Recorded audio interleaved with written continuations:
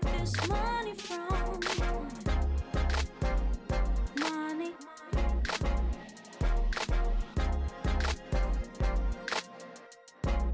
Man. Money. Money.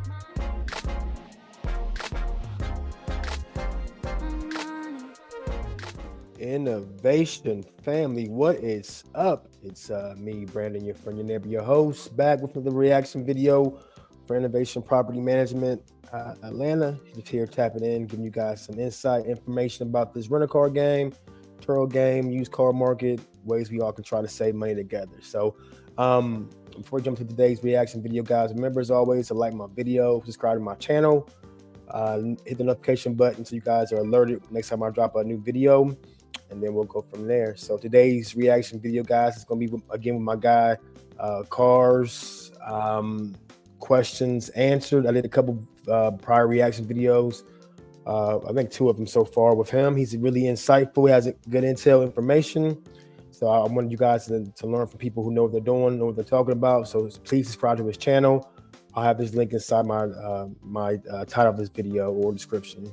So let's go ahead and jump in, guys. Today he's talking about the used car market part prices again, and also it's going to break down whether a Toyota or a Honda is a better car. So these are good questions that are being asked. You guys can learn from and see if you can add this information to your Turo fleet or to your used car buying experience. So let's go ahead and jump in, guys.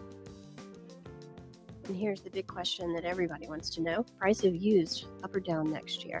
So it depends on the time of year that you're looking at. I believe that we're going to have prices go down through the end of this year, which we only got a couple weeks left to the end of this year anyway. Beginning of next year, we'll still have this downtrend. Dealers will still not be selling very many. But then on the used side, you get the tax time bump, and that's going to be into February, March, beginning of April, and prices on the used car side will spike at that time. But after that, we're going back to seasonality of used cars, and what will happen after that is what happens every year except for the last 2 years because of them. But what we'll have is we're going to have a price crash during the middle of summer. And I say crash, and we've been talking about market plummet. You've seen all the titles or whatever. There's not going to be an overall market crash, but what we have within the market every year is a seasonality crash of used cars. And when I say that, it'll be 20-25% that you get down on the wholesale side alone, because dealers will pay a massive inflated price during tax time. And I'm telling you, there's going to be an inflated price of about 20% during tax time of used vehicles, especially vehicles that are $15,000 and under. Dealers will pay almost 20% more for those vehicles during this tax time rush. So guys, we're one more day from New Year's. Actually, today's Saturday, so tomorrow's New Year's Eve. So January is a big buying opportunity for a lot of people, consumers who buy cars, used cars. So that's when the dealers get probably the most profit. Revenue is going to be first quarter next year, January, February, March time frame. People get their tax returns and they have a little bit extra money for a down payment. So I do believe that the prices still going to remain high and overinflated for a lot of these used cars starting out in 2024. And then right after tax time, we'll get that 20%, 25% knockoff. And it'll happen within a month and a half after tax season. All the money's already dried up because these dealers get overexposed. They pay too much. And then they can't sell because the tax money, as soon as it comes, it goes away just like that. And then these dealers are still rushing to the auction, paying overinflated prices. They can't sell the stuff. And then they stop going to auction. And that's when the prices just absolutely get hammered. Going back to the question, next year, beginning of the year into tax time, prices will go up, and they will go up substantially, especially on the used side, $15,000 and under. But then after that, beginning of summer to the middle of summer, then they'll get hammered again. And then we're going to continue this of what the car market is normally supposed to look like, at least on the ebbs and flows kind of side. And that's my prediction for the coming months and the coming year. Well, just in case expanded that question a bit, were you selling cars during 2008? If so, what's your car market predictions for the next few years? Even though he says if so, I think. Yeah, I did not. I was not selling cars. So I've been doing this now for 12 years. yeah, 2011 is when I started selling cars, so it was right after all the nastiness of 2008. But my grandfather was actually a dealer during this time, and what he said happened is, I mean, prices obviously went down. You had cash for clunkers going on. I think that was right around the same time period. And he said people just didn't buy anything. And I've got a lot of real estate buddies, a lot of contractors that I talked to when they were in business in 2008. And that's what they said. It's just people didn't spend money.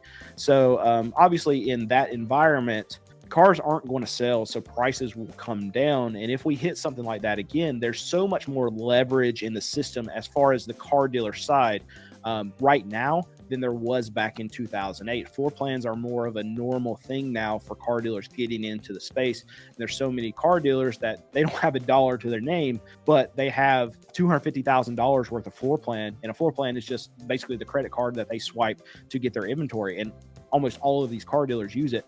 And because there's so much leverage in the system right now, if we have a hiccup, the size, call it a hiccup, but if we have a cliff the size of 2008's cliff, car market's going to be bad. And there's going to be a lot of dealers that go out of business. I'm not predicting that. I don't feel like that's going to happen this time around. But if it were to be that size of recession, that kind of velocity of money that gets actually sucked out of the system where people aren't spending money, then yeah, there's going to be a lot of dealers that just get absolutely hammered because there's so much leverage in the system. And we go back to the quote, I think it was Warren Buffett that said, whenever the tide goes out, you can find out who's swimming naked. And that's the thing he's talking about.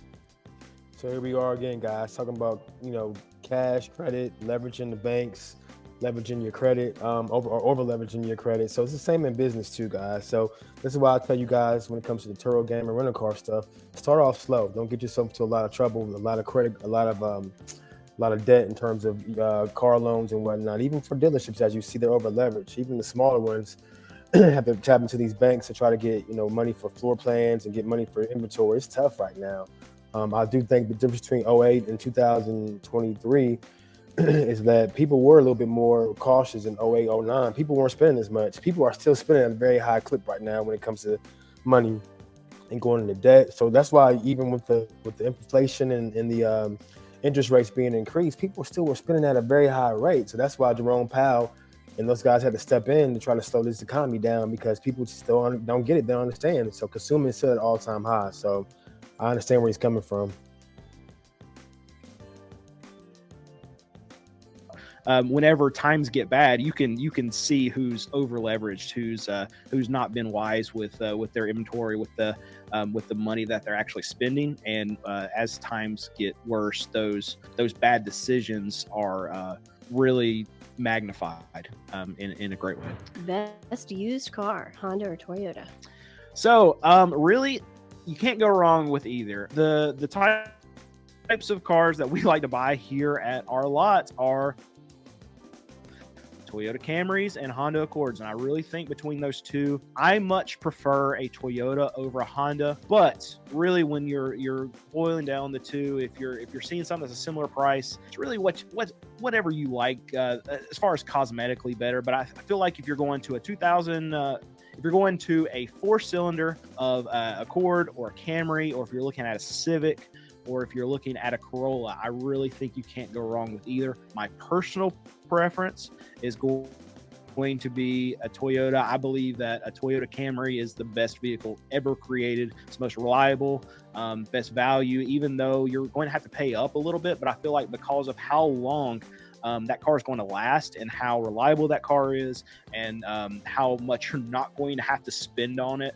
for maintenance and repairs down the road, you can't beat a Toyota Camry. And it's just a constant thing that I see at these auctions when I'm looking at all these used cars that have been traded in. There's one vehicle that constantly that we see 300,000, a lot of times 400,000 miles, and it's still running, and it still is absolutely fine. And it's a Toyota Camry. So my pick would definitely be Toyota. If you're going truck. So let me stop my guy there. He is on the money. I'm not really much of a Japanese car guy, but I've owned a couple of Toyotas and a couple of Lexuses, so I'm familiar with the Toyota brand. I own a couple of Hondas too, and Acuras. And what I can tell you overall, I think Toyota is a better brand long term, probably a little bit cheaper to get fixed. Even though Hondas aren't that expensive to get fixed, but Toyota to me have been more reliable.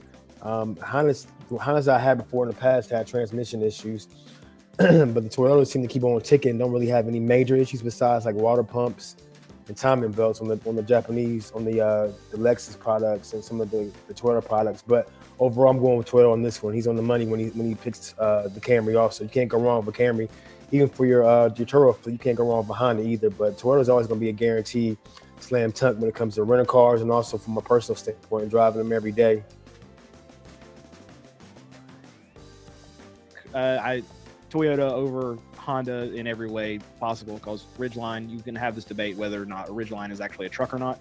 And SUVs, I think you're fine with either. More off-roady is kind of your, but more off-roady is your Toyota 4Runners. So if you want that, definitely go that route. And vans, Sienna and Odyssey, I think it's pretty much a toss-up between those two. If you're looking at older year models like 2007 and older, I had transmission issues. So vans, definitely Toyota. Yep, back to the Honda transmission. Overall, if you're just doing generic, let's go ahead and which brand is better?